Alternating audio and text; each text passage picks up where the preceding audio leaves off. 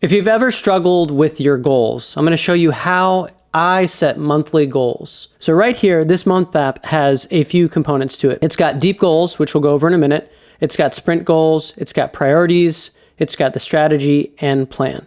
So let's go one by one on what these pieces are and how it's going to help you stay true and connected to your goals. We're going to break down our goals into 5 areas. We're going to start with health. As you know, without your mobility, without your health, you can't do anything. So we're going to set some clear goals. And these are the deep goals are the things that motivate you. They're the big picture kind of things that inspire you. They don't necessarily have the steps in there. They're just the things like, I want a healthy body. I want to lose or feel good in the mirror or something like that. Feel good with my physique.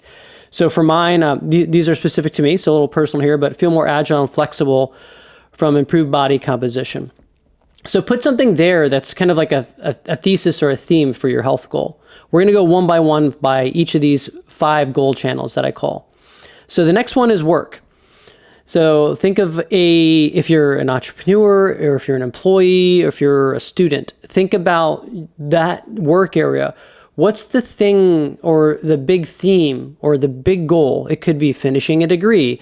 It could be getting a new position. Right? There's a lot of steps to reach that big goal. So make it tangible. Here it's build a business that gives me financial freedom. So you might want to build a business that gives you peace of mind, but you need to clarify that and put it in your own language for your work. Moving forward, relationships. Let's set a big picture goal for relationships. So if you have a partner or spouse, maybe it's something to do with your relationship with them. Maybe it's a relationship with a family member or your kids. Put something there. Here I've said be strong and positive for my spouse. And then connect with kids when we have the time together. So be intentional and make the most of it. But the point here is that you're putting your language in a small sentence and you're defining this deep goal in these 5 areas. Next is community. And I don't want you to get confused with community because I get this sometimes that when people think, oh, community, well, are you talking about community service? You are able to define these goals and these goal channels any way you want.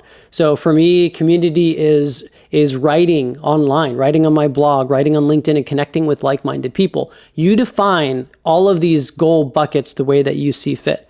If it feels like you want to go to church and donate your time and community aspect or go to a soup kitchen, that's fine. But there's other ways to fill community. It could be joining a board as an advisory to help people start businesses. So you define what that means.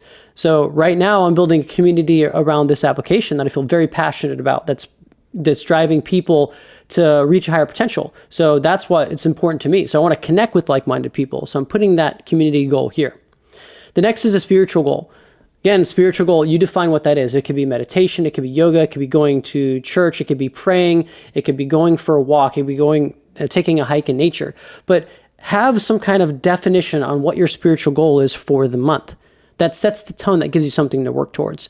Once you have those long-term vision, those goals, then we're going to move forward. Now, this is something that I do every day, creating daily action. But when you're kicking off a month, it's really important that you translate your deep goal into concrete steps. So that's why I like to break down all of those goals. Think through what are the top 3 actions, the sprint goals that have a clear A and B that you have to do, that are the most important for the month, that are the critical essential things. And it could be a few of those actionable goals from 1 or 2 of the deep goals. So it really is up to you, but you want to define something that can have a result, that can have a yes or no, that you've either accomplished it or you haven't.